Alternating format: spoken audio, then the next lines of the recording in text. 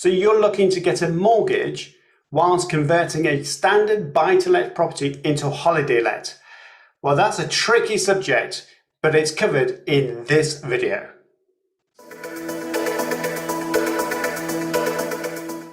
Ask the question. If I'm moving from buy-to-let mortgages, so this is to you, Simon, from buy-to-let mortgages and starting service accommodation, what sort of mortgage rates might I be paying? And here's a number just to add value here to anyone listening. But if someone's got a normal buy-to-let property and they convert it to a holiday let, what things must they do? Right, okay, well, absolutely, you need to inform your mortgage lender. There are a vastly limited source of lenders that will do or fund holiday lets, so you're likely going to have to, as I say, move to a different lender. Rates are going to go up, so typically there are some discounted variable rates in the marketplace sitting at the moment at around 3.5 to 3.7, and if you've got a fixed rate, then you're looking, they start at 3.84 currently. That's whether you put it into a limited company or your personal name, either or. And those rates are available for properties that have C3 residential planning class. So they do not require you to have C1 planning. And if you're looking at a property with C1 planning class, which is officially a hotel or a guest house, it's much, much, much more difficult to get borrowing on that. Okay.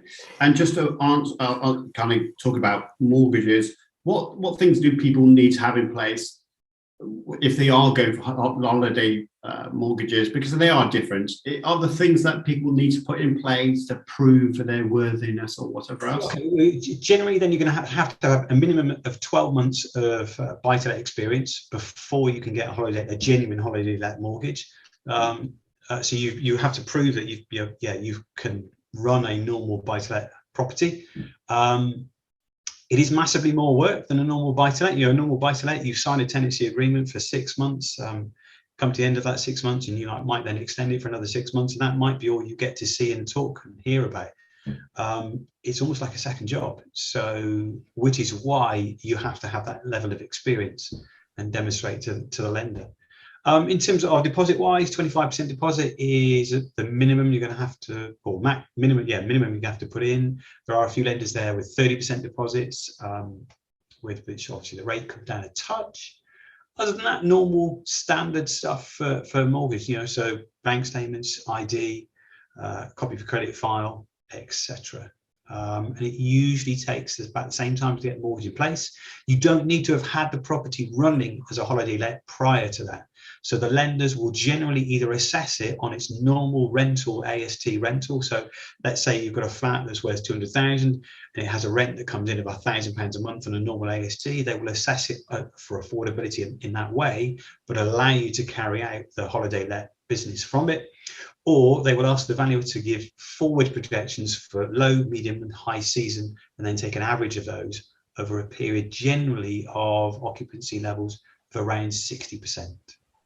Perfect. Okay, Bronwyn's raised her hand, so why don't you come in on this one? Yeah, holiday lets again, very, very popular suddenly because of staycations, and I can advise you that really it's I know people who are just deciding to change their strategy overnight, and as Simon said, it's not something you should do without permission with your mortgage company. But if anyone wants to see the pros and cons of holiday lets, I did a blog a couple of weeks ago that has proved very popular. So let me know, find me in social media, and I'll willingly send you a copy of that. Because I think it's a great strategy, but it's better to have really a bit of understanding, a bit of education first before you go headlong into that. That's my view. Please note that we have a couple of events that we think you should register. The first one is the Property Expert Panel, and on that panel member list we have a mortgage broker, a property mentor, a tax advisor, which you would have guessed it is us, the NRLA, LMPG and a surveyor. So make sure that you ask your property investment and your property development questions to our panel members on the first Monday of every month. The link will be appearing below this video. Make sure you also list for the Property and Business Tax live Q&A with Louise Mishevich and Simon Mishevich, the co-owners of Optimize Accountants. You can ask them any question you would like live on our stream, and that is on the third Monday of every month. Again, the link will be appearing below this video.